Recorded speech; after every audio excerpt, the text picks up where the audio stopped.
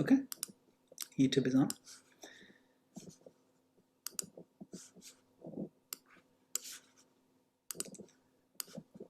All right, Hare Krishna, dear devotees, and thank you for joining this evening as we continue our Krishna conscious series of speeches, lectures, discussions, and interactive sessions here at ISKCON of New Jersey and the Zoom channel. So today we have a very special guest. We have Her Grace Vrindavana Vinodini Devi Dasi from Canada. She grew up in Montreal and Ottawa in the ISKCON communities, and at the age of 23, after finishing her bachelor's in biochemistry, she traveled to Belgium, to Andhra Pradesh to complete her Bhakti Shastri degree.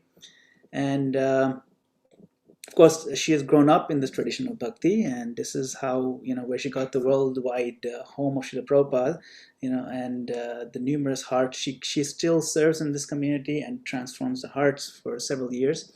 Then she came back to Canada. She's completed her master's in biochemistry, and then for some years she served as a scientific regulator and advocate for natural health products. And then in 2016, she received her coaching certification. So coaching isn't something that anybody can just do just like that. Hey, I feel like being a coach. No, you need to you need to be the right person. You need to be qualified. You need to be certified.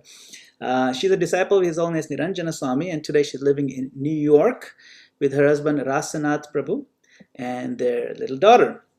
And she works as a coach who helps others develop a better relationship with themselves and build a rich inner life. And besides coaching, of course, she teaches Bhagavad Gita in yoga studios, small groups, and meditation classes.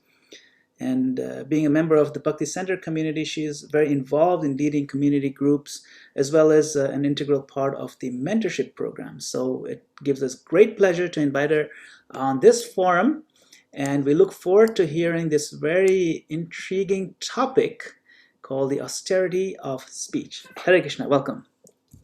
Hare Krishna, thank you all so much for having me. Thank you, Madan Gopal Prabhu. Thank you, Yashoda Dalal Prabhu. Thank you to Jayadvaita Swami, who really, as you both were mentioning, was the inspiration behind this incredible online Sangha that is just nourishing devotees worldwide. It's so powerful. And also to thank you to all those who are attending daily, weekly, whenever they can, and anybody else who's behind the scenes. I'm just so grateful.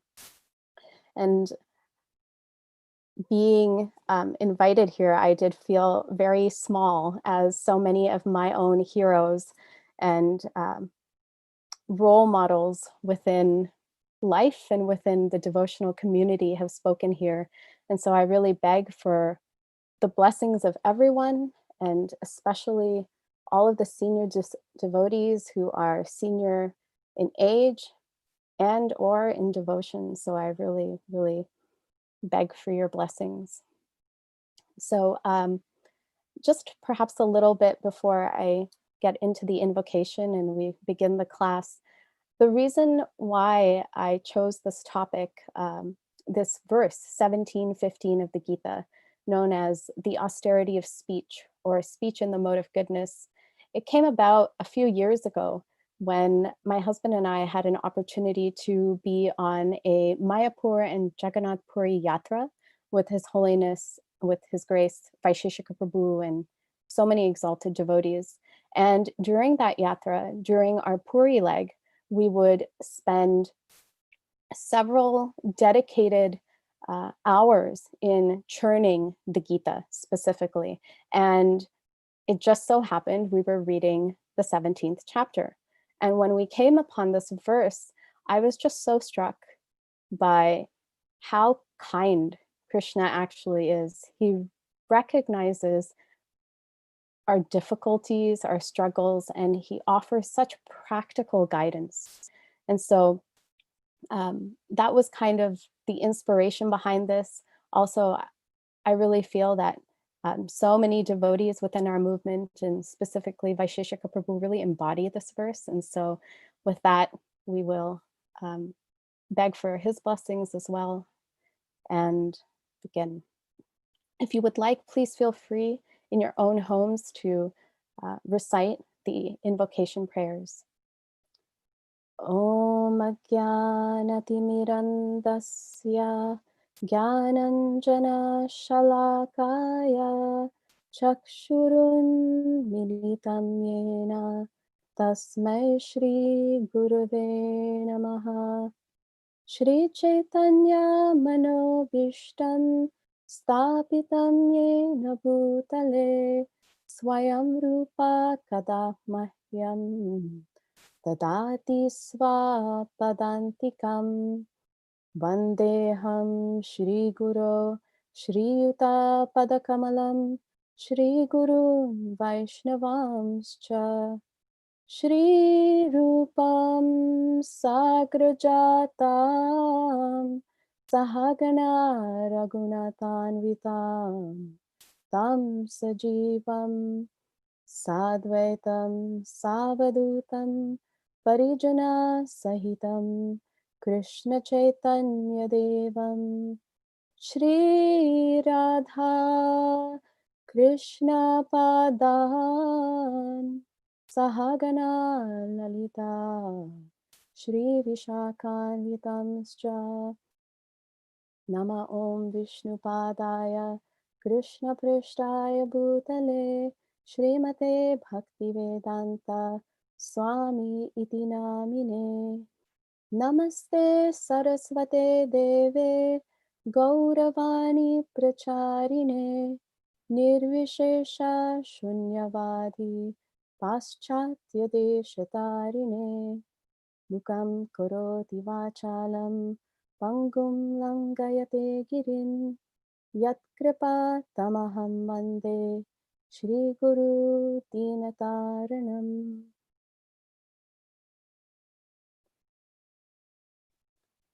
So as I mentioned before, we will speak on chapter 17, verse 15 of the Bhagavad Gita today. And I'll read the Sanskrit, the translation, as well as the purport, since it is a short purport, so that we can hear directly from Srila Prabhupada. Anudvega karam vakyam satyam priya hitam chayat swadhyaya abhyasanam chaiva vanmayam tapa uchyate. Austerity of speech consists in speaking words that are truthful, pleasing, beneficial, and not agitating to others, and also in regularly reciting Vedic literature. Purport by Srila Prabhupada. One should not speak in such a way as to agitate the minds of others. Of course, when a teacher speaks, he can speak the truth for the instruction of his students, but such a teacher should not speak to those who are not his students, if he will agitate their minds. This is penance as far as talking is concerned. Besides that, one should not talk nonsense. The process of speaking in spiritual circles is to say something upheld by the scriptures. One should at once quote from scriptural authority to back up whatever he or she is saying. At the same time, such talk should be very pleasurable to the ear. By such discussions, one may derive the highest benefit and elevate human society. There is a limitless stock of Vedic literature, and one should study this. This is called penance of speech. So today we will be focusing on how we can not just practically apply this verse in our own life, but specifically, how can we practice this with those who we are closest to? As we often experience, familiarity can breed contempt. And so to really be able to practice this verse with those closest to us is a good signpost in terms of our spiritual progress. And so we will also take a little bit of inspiration from His Holiness Sachinandana Swami, and there will be one or two parts to this class that will be interactive, and we'll be doing at least one exercise. So I'd request that you can please keep a piece of paper, a pen, or perhaps just use your phone to take notes on.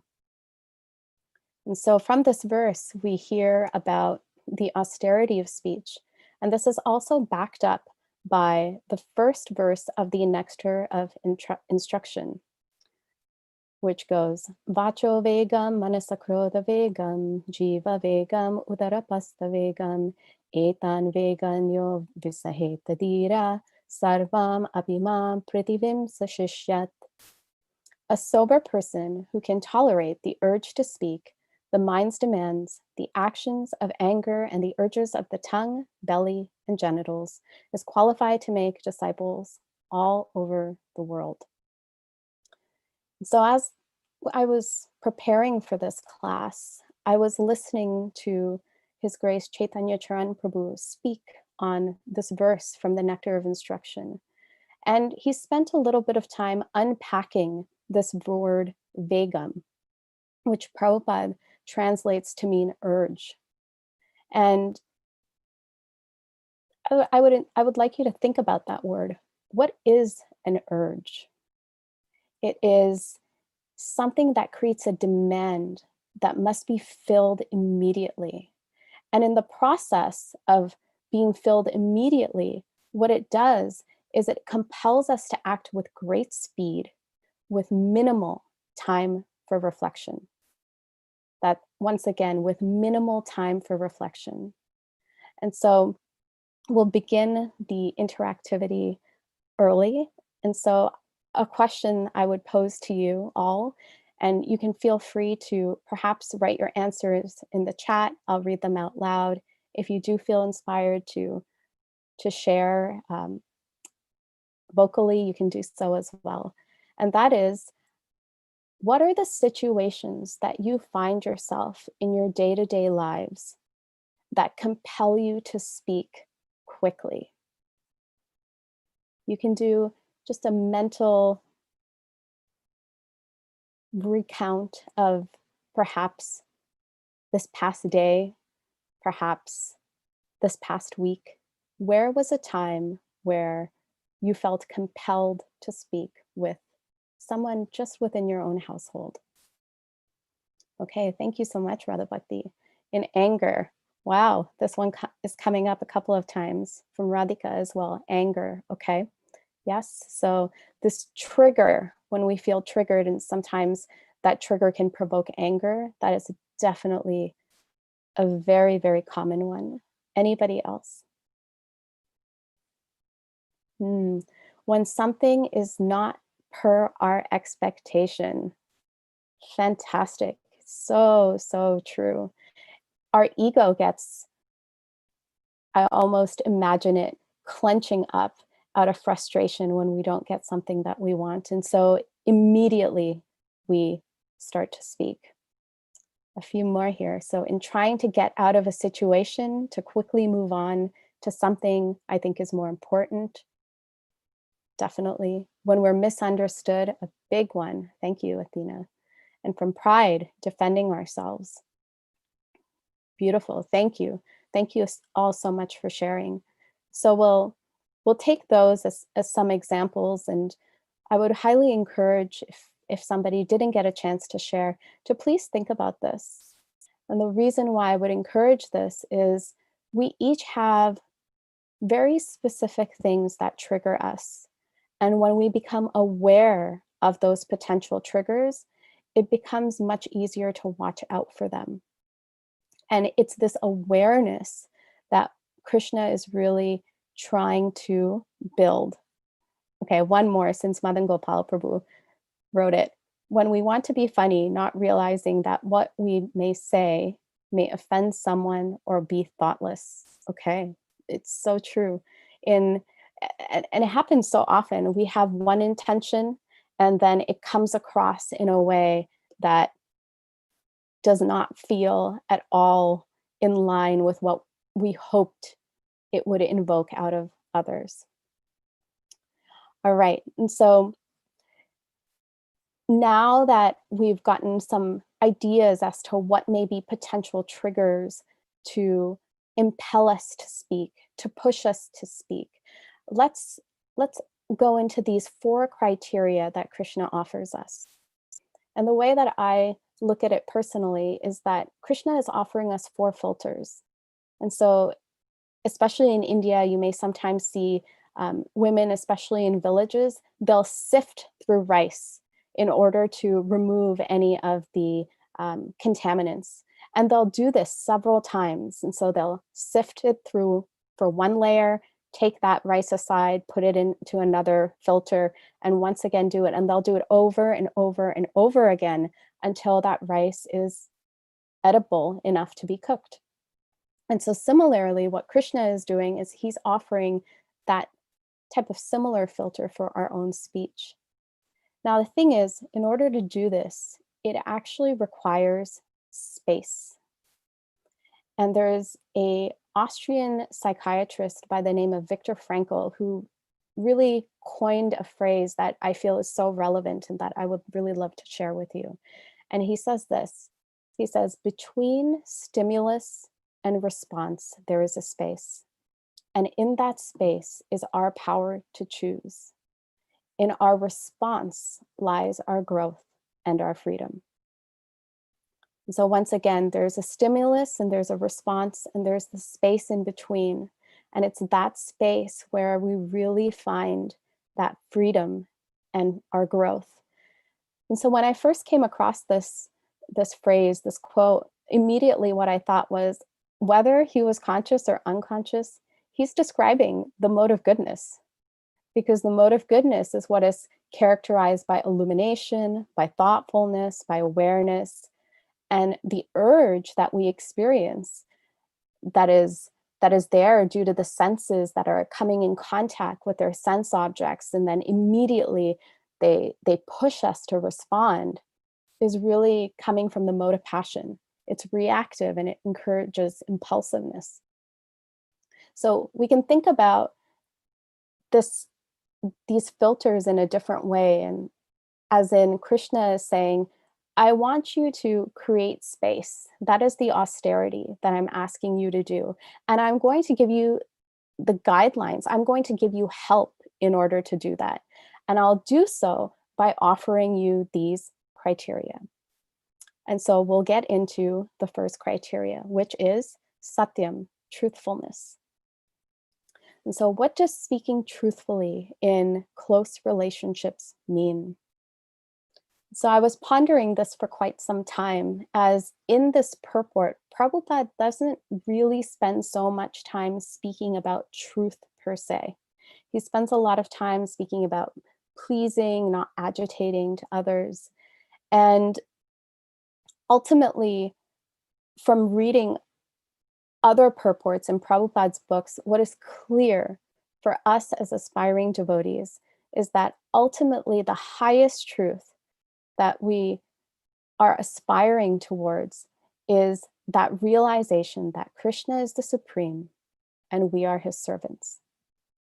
Now, in the day-to-day interactions, I'll speak for myself. I rarely communicate from that platform, right? That the other person that I'm talking to is a part and parcel of Krishna. And there are many reasons why. One is I don't experience it very often. I don't experience that this is a soul who is also equally dear to Krishna and whom Krishna loves and wants more than anything to come back to him. I forget if I do happen to remember. And more often than not, it doesn't feel very practical, right? To feel, how do I experience truth that Krishna is the supreme and we are his servants in an interaction about, did you leave the light on or did you not? It just doesn't seem to fit. However, the flip side to this, when we think something isn't so practical, is that we come into danger of discounting this truth, either consciously or unconsciously. And that can get us into trouble. Now, the second thing that happens is that whatever the ego experiences in an interaction is taken as the whole truth. And so I'll give two examples from my own life of how the ego can feel and really trick me into thinking that I am seeing the whole truth. So one way is through exaggeration. And so a statement like, you never put the milk away, which is speaking to perhaps a feeling I'm experiencing, but is not speaking to the reality, right? So exaggeration. And the second is through definitive statements.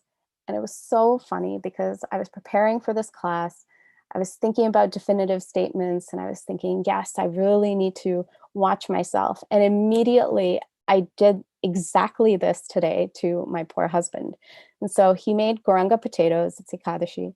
And for whatever reason, he undersalted the goranga potatoes just to make sure he was cooking in a different tray and wanted to. It's always easier to add salt than remove. And so he had asked me, so how did you find it? And I immediately said, you didn't put enough salt. And he started laughing. And I was at that moment preparing for this class. And I looked at my computer screen and I started laughing because I recognized why he was, that in front of my screen was definitive statements. And he said, it's hard to compel this urge to speak, isn't it? And he was being really kind. And he said afterwards, hey, I don't take it in any wrong way. So please don't feel self-conscious. But I was thinking about it and really reflecting that it's amazing how my reality immediately becomes my truth.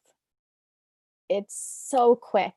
And the ego also makes it such that we almost impose it on the other person, right? We impose it. We don't gently say, well, I thought it was a little, on the less side of salt. What about you? It's immediately you didn't salt it. It's so abrasive too.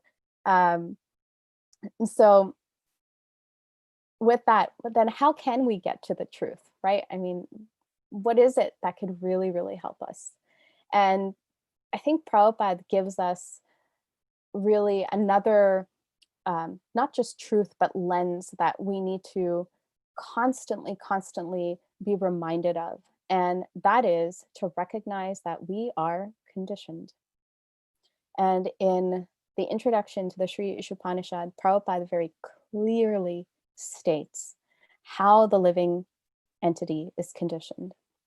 And so if we can do this perhaps quickly, what are the 4 defects that living entities are conditioned to or by? You can feel free to put it in the chat. We'll see if we can get all 4. All right, to make mistakes, illusion, lie, and I believe I also saw cheating. Okay, perfect. Everybody is clearly well read and very well informed. And so I'll just expand on those, right? Imperfect senses, the certainty, powerful word that Prabhupada includes there, the certainty to commit mistakes, the propensity to cheat, and subject to being illusioned. So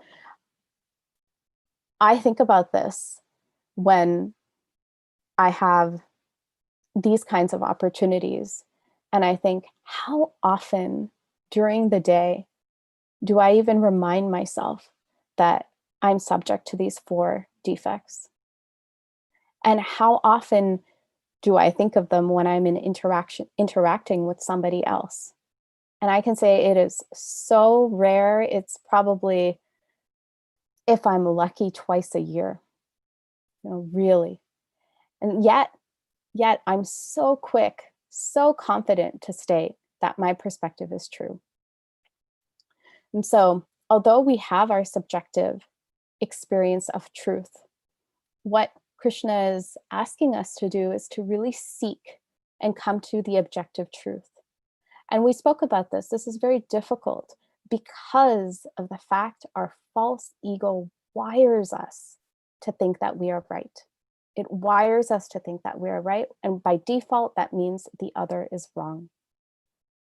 And it's so interesting because Prabhupada speaks about this in the 16th chapter of the Gita in verse 3, the divine and demoniac qualities. And in that purport, when he speaks about satyam, about truth, he says very specifically, one should not distort the truth for some personal interest. And that is exactly what the false ego does. It distorts the truth for personal interest. And so what can we do? It can feel so constraining and limiting. And truly, the only way that I've seen within within the examples of our acharyas, within the Bhagavatam, within the Gita, within the CC, is that to apply truthfulness in speech requires humility. It requires so much humility, and that humility comes by asking for help.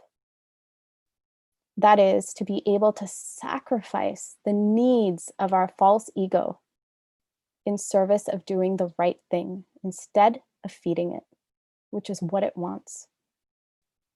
And so we can do this by humbly stating our subjective experience of truth to the other person on the other end, by asking with humility to see, is this true? Am I missing something? And we see a beautiful example of this with Arjuna at the very, very beginning of the Gita. He, for the entire first chapter, and even going a little bit into the second chapter, is proclaiming with great vigor and with forcefulness his subjective experience. He says, Krishna, what you're trying to do, you're telling me that I should destroy families, I should destroy the family structure, that even though we know what is right, that we should engage in this ghastly warfare just because the other side refuses to see reason. How does two wrongs make a right? You know, he's proclaiming this. It's his subjective experience. But we also see the transition, right? And he's showing us by example that he humbles himself in front of Krishna and asks him, Krishna, you please show me what I can't see. It's clear that I don't have the full picture. I need your help. And so similarly, when we can do that within our own relationships, when both sides can do this, there's a greater chance that we can actually come to the truth and reach genuine understanding, as opposed to trying to convince the other person that they're wrong. And so that is a little bit about truth. Now we'll move on to, I'm going slightly out of order, so please forgive me. I'll move on to beneficial. I know that in the verse, I believe it moves to pleasing, but we'll save that for next. And so beneficial in truth. This reminds me of an incident that took place a few years ago. I was probably giving my husband some advice. I'm pretty sure this was the context. And in that, he looked at me, and at a certain point he said, have you ever thought about it that, and I encourage you to take yourself back, whether you've been in the seat of receiving advice or you've been the advice giver, that especially in times when the other person hasn't asked for advice, he said to me, have you ever noticed that the advice giver is the most happy in those interactions? You know, the advice receiver is kind of, you know, going like, okay, thank you. I didn't really ask for your, you know, for your help or your thoughts. And yet the advice giver will walk away, you know, they're feeling satisfied, they're feeling like they really contributed and that they were truly being and practicing speech with the intention of being beneficial, right? And so it's so often that we can be so quick to respond and offer advice. And we see how Krishna, once again in the Gita, really exemplifies how to go about this desire to even offer advice in the context of being beneficial. And that is, if you notice, for the entire first chapter, other than perhaps one or two verses, Krishna doesn't speak. It's essentially an Arjuna soliloquy that's going on. He's just speaking and speaking and speaking. He's pouring his heart out, right? And he's really offering his subjective perspective of the truth. And Krishna doesn't say anything at all. And then in the second chapter, early on, Krishna asks one question. And then again, Arjuna speaks for several verses. And it is only in verse 7 when Arjuna surrenders and says, and I'll read the translation because it's so powerful. He says, "Now I am confused about my duty. I have lost all composure because of miserly weakness. In this condition, I am asking you to tell me for certain what is best for me. Now I am your disciple and a soul surrendered unto you. Please instruct me." And we see the result, right? Krishna waited until his words could have maximum impact. Maximum impact. And because of that, we see how Krishna's speaking, Krishna's singing is still benefiting us today. He not only helped Arjuna, but we are the lucky recipients of Krishna's instructions. And so once again, and you'll notice this is really, if you have to say a theme for this class, what does truly trying to ascertain whether our speech is being beneficial to another require? Space and time. It comes back to creating this space and time. And if you think about it, often in conversation, as someone is speaking, we're already mentally thinking of our response, how to respond, what to respond, that we're missing so much crucial information that is coming towards us. And by doing that, it's crazy, we become the barrier. We become the barrier. And it's only since I've become the recipient of this, I've recognized how powerful it is. Sometimes just saying, "Tell me more," nodding, and just encouraging the other person to speak is actually the most beneficial thing. We don't need to use words sometimes in order to be beneficial. Sometimes silence is truly the most beneficial gift that we can offer someone. And so the urges of the body, the urge to speak, can often trick us into thinking, at least for myself in these cases, that this is my one shot. I need to say this now. I need to say this now. But to remind ourselves again that there's always a way to bring it up. If it is truly beneficial, we'll be able to find a way. There's no need to worry. And so then we'll move to pleasing. And I'm actually incorporating both pleasing and not agitating together, as they truly go hand in hand. If we're pleasing, we will not agitate. And if we're not agitating, then it's true. Sometimes we may not be so pleasing, but typically we are. Otherwise, it would be agitating. And so I have a friend who's been studying the Gita for some time now, and she often tells me that truthful, beneficial, okay, I can do that. I can do truthful and beneficial. But pleasing, this is the hardest one. This is really, really the hardest one, because this requires to think so much about how the other person will be able to digest whatever we're offering to them. It truly requires selflessness. And in order to do that, it requires that we're very conscious of our tone, our body language, our intention, our word choices, and as well as just even bringing the other person into the way that we are thinking.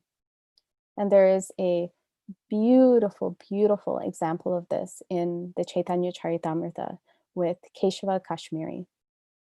And so this is found in chapter 16 of the Adi Leela.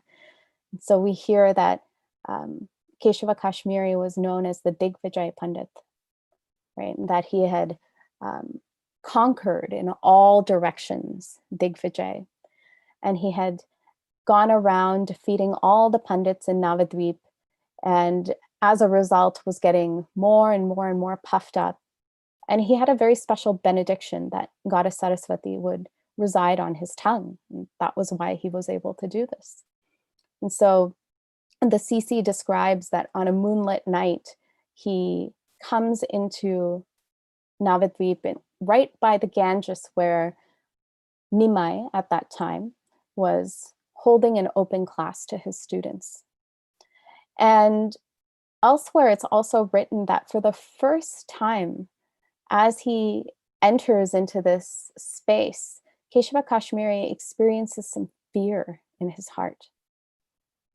And he kind of sets it aside. He comes in, and Nimai is so gracious, so welcoming. He says, you're known as the Digvijay Pandit. We're so honored to have you in our midst. You're such a great poet. We just feel so enlivened.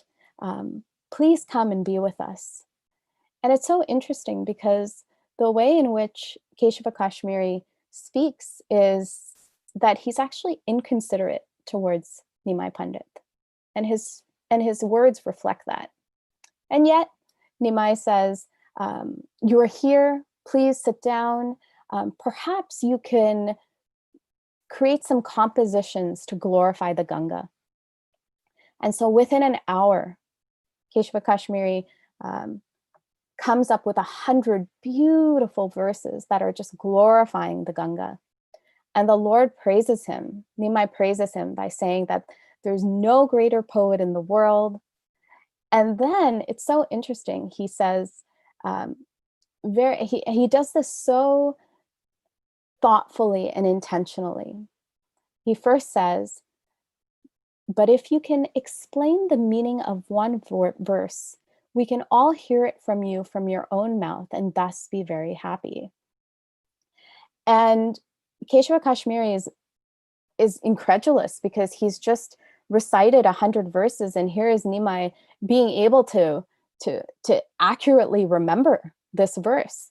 And so he's wondering why, and Nimai takes such a humble position, and he says, some by the grace of the Lord, some may be able to do this or do that, and I'm blessed that I can remember things. He kind of minimizes the whole exchange. And so Keshava Kashmiri goes ahead and he explains the verse. And then the Lord says, and this is just so heart melting. And just hear this. I'll read from the CC directly. My dear sir, I may say something to you if you will not become angry. Can you explain the faults in this verse? And so let's just look at that. First of all, Nimai Pandit is asking for permission, if I may say something. And then he's being so intentional as to say, I don't want to make you angry. So I really want to ask your permission before I do anything else. And so Keshava Kashmiri agrees. And so then Nimai is able to explain the 5 ornamental characteristics of the verses, as well as the 5 faults. And by this time, Keshava Kashmiri is just completely bewildered. How is this possible? This is this young, boy. And here I am. I have Goddess Saraswati residing on my tongue. How has she abandoned me? That's what he's feeling. And so then Nimai asks, could you please offer an explanation to what I just said, what I just offered to you? And when all of this is going through Keshava Kashmiri's head, he's frozen, actually. Nimai's students start to laugh at him. And this is just so incredible what Chaitanya Mahaprabhu does here. And he addresses them, he rebukes his students, and he says to them that, first of all, do not do so. And then he goes on and he addresses Keshava Kashmiri as follows. He says, you are the most learned scholar and the topmost of all great poets. For otherwise, how could such fine poetry come from your mouth? Your poetic skill is like the constant flow of the waters of the Ganges. I find no one in this world who can compete with you. And he continues in this way. And then he says, I am not even fit to be your disciple. He takes such a humble position. Therefore, kindly do not take seriously whatever childish impudence I have shown. Please go back home, and tomorrow we may meet again so that I may hear discourses on Shastra from your mouth. Just hearing that is, can you put yourself in that position that you have this pride of feeling you are great in something, and then that pride is just completely smashed, and you're experiencing shame, confusion, and just you've lost your entire sense of balance. And here is the person who brought out that deflation of your ego, and they're speaking so sweetly to you, so sweetly, with so much care, with so much reverence. It's just unbelievable. This is what pleasing means. And here we see how Nimai exhibited all of these characteristics. He brings forth the truth. He brings forth the beneficial aspect to what is being said. But most importantly, he's so careful that to not just speak pleasingly, but so careful as to not agitate Keshava Kashmiri. And he does that by, and once again, I was so struck when I read this. He begins by asking for permission. He just doesn't start speaking, he asks for permission. And that is so powerful. And this is really where the scriptures can come alive for us. It can be so easy, and I'm so guilty of doing this, of just reading because I need to read. It's important to read. We hear this. But everything we need to know is there within the Bhagavatam, the CC, the Gita. These interactions between individuals, between different personalities, are relevant in our own lives. If we can adopt this is the Shastra coming to life. This is when it becomes extremely powerful. When our hearts are touched in hearing how Chaitanya Mahaprabhu offers this, that's the power of Shastra. And so we can truly adopt from this incredible example by bringing someone in to our own heart. And we can do this by saying, I'm afraid that I might come off too strong. I'm afraid that this is not going to come out the way that I want it to. That is not my intention. I'm still learning how to speak pleasingly. So please forgive me. And please give me feedback so I can do better. By bringing that vulnerability in, that vulnerability actually becomes the conduit to humility for us. Because when we're vulnerable, we recognize our shortcomings, we recognize where we need help, and we're truly able to ask for it. And then finally, the last and perhaps the most important point that Krishna brings up in this verse is to regularly recite the Vedic literature. And so as I was meditating on this, I was thinking for myself, unlike the other 4 points, which are kind of like filters, this isn't a filter. This has to become the backdrop to our life. Because if it isn't the backdrop to our life, then it will be very hit or miss in our application of the other 4. By regularly hearing the Gita, the Bhagavatam, the CC, we see how these qualities are being exemplified by the exalted souls. And when we hear about them, and when we read the words of the Acharyas, that is what truly gives us strength and determination. Because we can't do this on our own. It's an urge. We spoke about that at the beginning. We're helpless. We're so helpless. We need the strength of the parampara. We need the strength of the acharyas in order to actually make any difference in our life. And in closing, one thing I was again reflecting on, that what these 4 filters are truly doing is to help us get out of our selfish mindset. It's to think about the other. You can think of an urge, especially the urge of speech. I think about this as it's immediate sense gratification. It's subtle. We may not think of it as sense gratification, but it is. It gives like an instant relief from an itch. That's what it is. And when we can actually create that space, when we can take that time with, once again, the backdrop of our life being regularly hearing and reciting Vedic literatures, then we can truly become nonviolent, and we can truly care for these other parts and parcels of Krishna who are so dear to him. And in the spiritual world, that is what is the day-to-day, that is the norm. Here in the material world, the norm is selfishness. In the spiritual world, the norm is selflessness. And so by doing this, by trying to practically apply these guidelines that Krishna is giving us, it is helping us to actually become prepared that one day, whenever that day may come, we'll be ready to enter the spiritual world. And so with that, thank you. And if there are any questions, corrections, realization, sharings, please, be so happy to hear.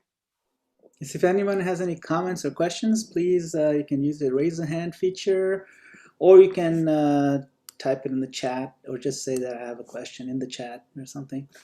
I had a question. Please. And this is a very interesting topic, and thank you so much for bringing up and aligning it with the teaching of the Bhagavad Gita, because really that's our baseline paradigm, our pramana. So sometimes we know that there's some people speak without a filter and without thinking too much, or without spending much time deliberating on what they're going to say. And there isn't necessarily anything wrong with that. With some people, because they're usually very pleasant and they're very honest all the time, and it's a reflection of their radical honesty and transparency. And in many cases, or in some cases, it's actually quite an endearing quality, and it immediately raises a sense of trust. Whereas if somebody who takes a little time trying to think about how they're going to craft the sentence that's going to come out, immediately there's a level of trust, a few notches, it goes down. Hey, wait a minute, he's thinking a little too much. I don't know if you can trust that fellow, because he's like weighing everything too much and being a little too political. Maybe he's just too calculative. And so there's that aspect to it as well. So perhaps, it's a subtle difference, but I hope you know what I'm trying to express here. So perhaps you want to comment on that. It's a great point, actually. It's a really, really great point. What comes to mind for me personally is that gap in time, in like you mentioned, creating that space, right? It can be taken sometimes to mean I need to craft something. I need to be political, perhaps. And very often, part of the miscommunication that we can experience is that we don't actually communicate our intention, right? And so there are times when somebody will just be silent and they won't say anything, and then after a few seconds or a couple of moments, you hear something, and then you start to wonder, and you say, I don't know if that's really truly what you wanted to say. Perhaps you're just trying to placate me, right? One of the things that I think can be helpful, and I hope this is addressing your question, is to actually communicate. being vulnerable, being humble. I feel it, for example, this happens to me. So I'm feeling overwhelmed by what you just said. I want to truly understand more. May I ask you some more questions? That's helpful. Another thing to do is to just say, I'm not, I need a little bit of time, but please know when I come back to you, I will be coming back honestly. And to address that unspoken fear, or that unspoken peace that might be hanging in the air. And this is something that people speak to as meta communication, right? To speak about what is going on in between the lines. That is where so much miscommunication actually happens. And so in those situations, if there's at least some level of awareness, what I've seen is that both individuals are aware something is hanging in the air, but nobody is speaking about it. To be honest is to actually bring it out of the air and to speak to it directly. And if that is done, that can help to alleviate this sense of, I don't know, if you're truly being, like you said, of truly being honest, if you're truly being real. Thank you. Thank you. That helps a lot. Thanks. We have a question from Vijay Krishna Prabhu. Vijay Krishna Prabhu, go ahead. Hare Krishna. Hare Krishna. Vrindavana Vinodini Devi Dasi Mataji. Can you hear me? I can hear you. I can yes, hear you. Please accept my humble obeisances. All glories to Srila Prabhupada. My question is Thank you. My question is related to the following. You said in your class that sometimes silence can be more productive than speaking. So my question is, the popular saying, practice makes perfect, in the context of your class, based on the verse you chose, the austerity of speech, is it that practice makes perfect should be also in relation to silence? That is a great, I feel like that isn't a question. I think that's a very powerful statement actually that you're making. And I would say, yes, I've experienced this with senior devotees, that because they practice silence, whatever they speak is actually so powerful. They're not wasting their words. And also in that silence, sometimes we may think of silence as passive, but I would actually encourage to think of silence as being very active. I'm very actively listening, and I'm very actively gathering in information so that when I do choose to speak, following these guidelines that Krishna is so kindly giving to us, it is of substance, as opposed to just this, as Prabhupada writes in the purport, nonsense talk. Does that help? Oh, very much. Thank you very much, Mataji. Wonderful class. Hare Krishna. Thank you, Haribo.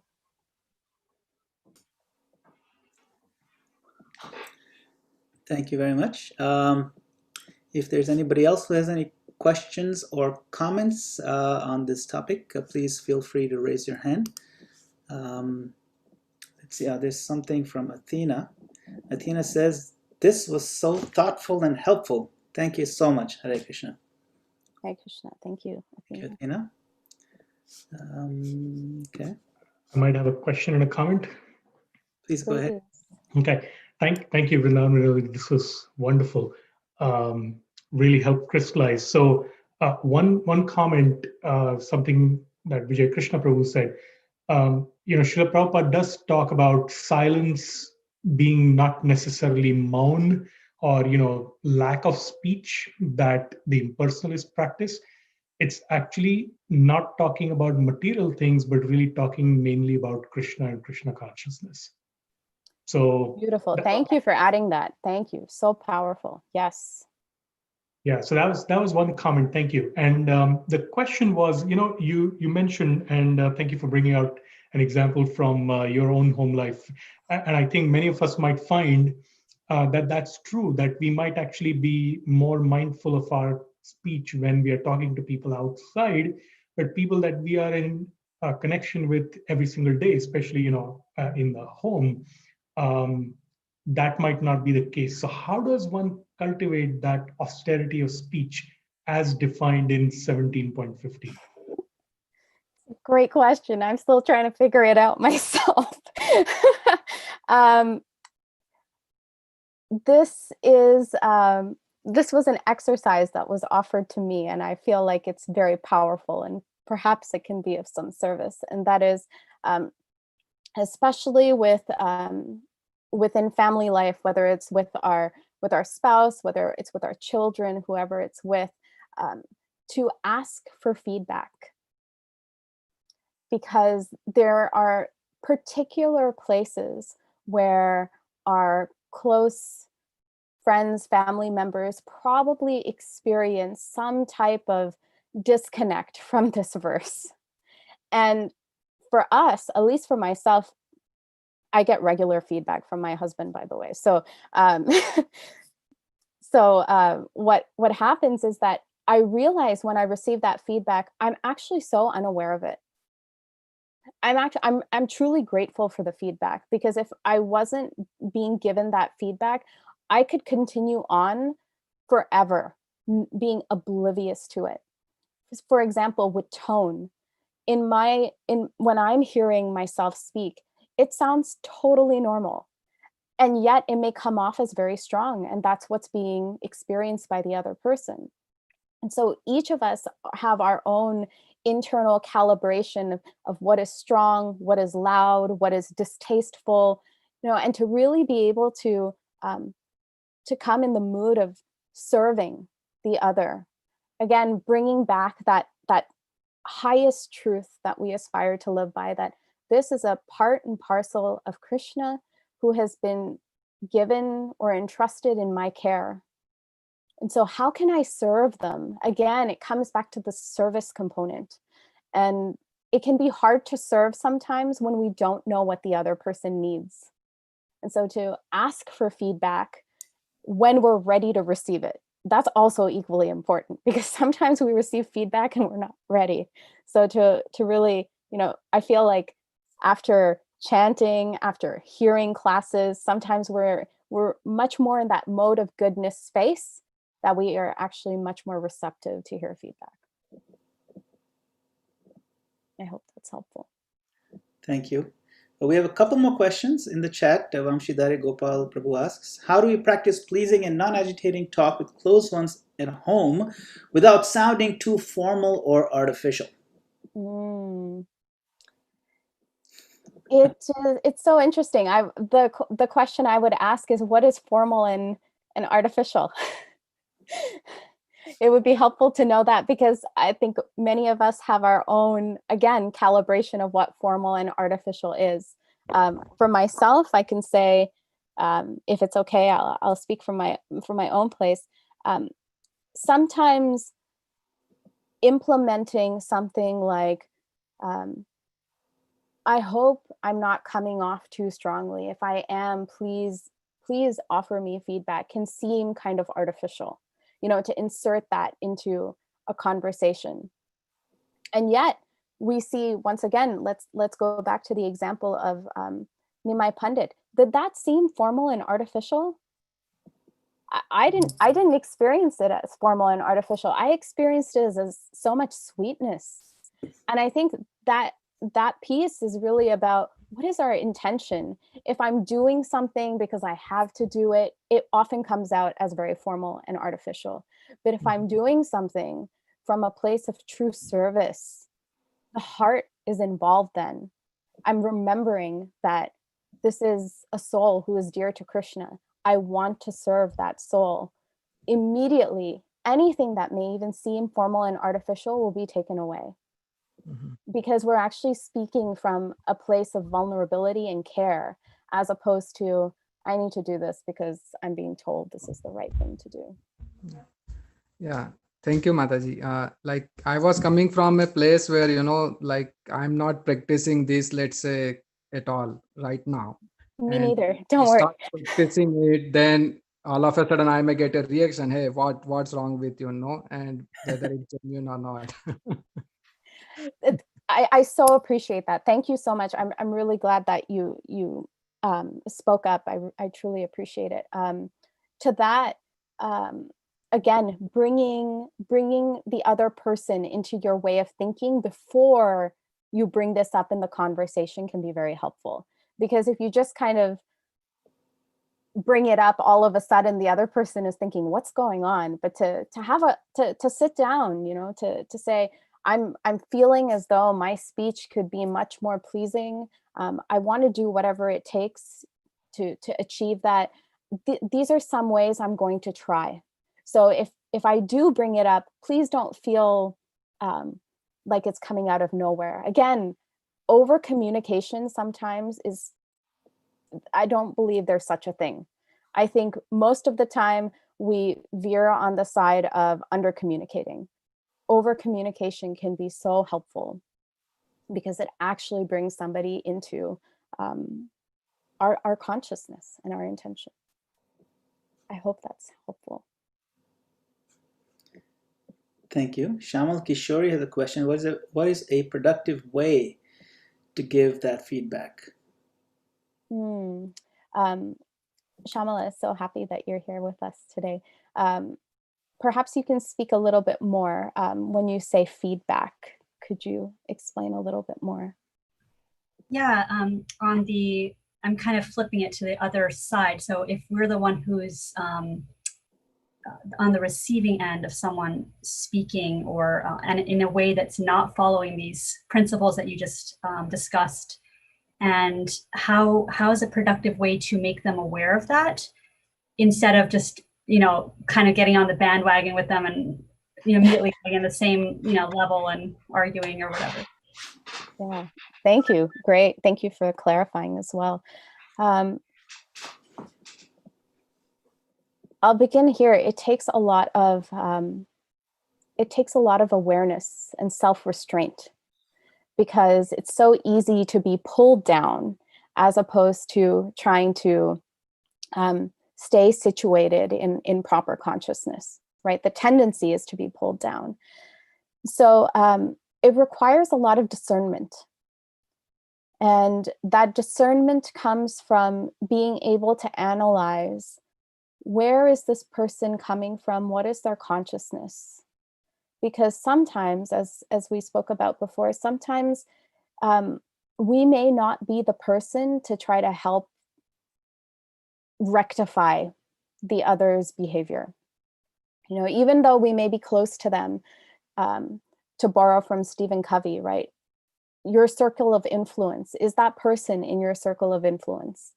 And what I've experienced is that the closer you are to somebody, sometimes you're the furthest person who can influence them, right? And so if we can be aware of that, then we can also manage our own expectations of other people, as well as how we respond to them. And so again, going back to this example of Chaitanya Mahaprabhu, of Nimai Pandit at that time, he was spoken to inconsiderately, right? He was spoken to inconsiderately, and yet he spoke with so much reverence as well as affection. And so to be able to see if perhaps can I be of influence by my own behavior? If I can, let me try. And if I can't, sometimes just being silent is the way to go.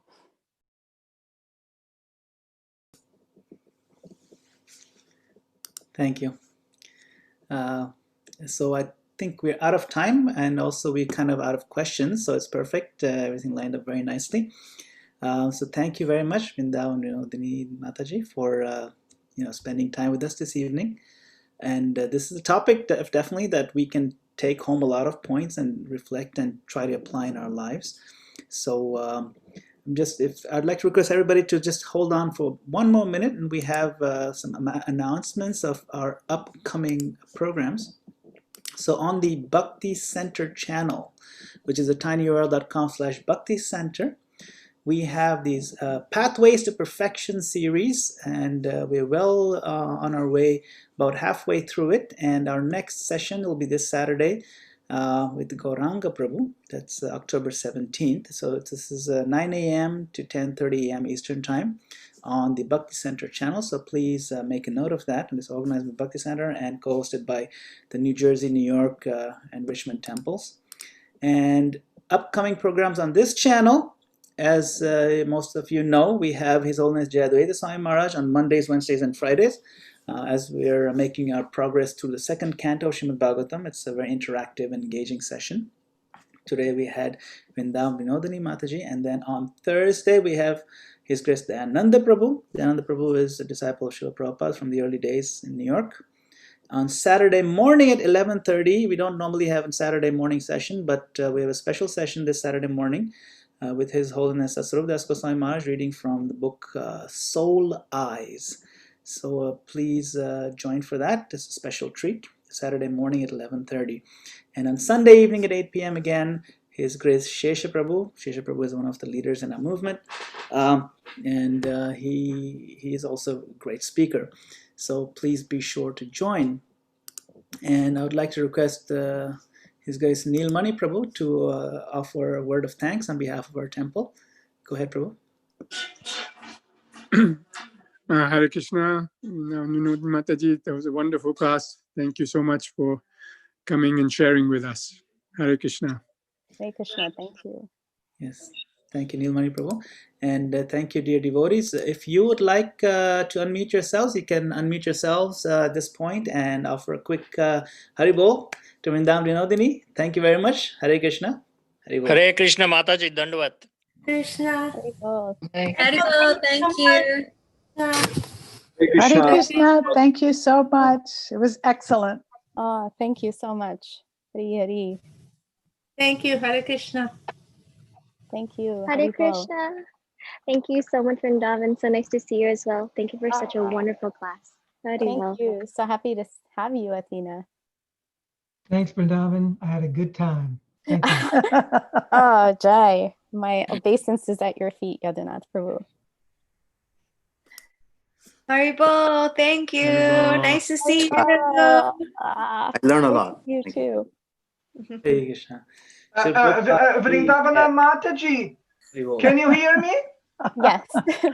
Mataji, I was the one who asked you about practice makes perfect. I just want to say the following. Our deepest respect from Portugal.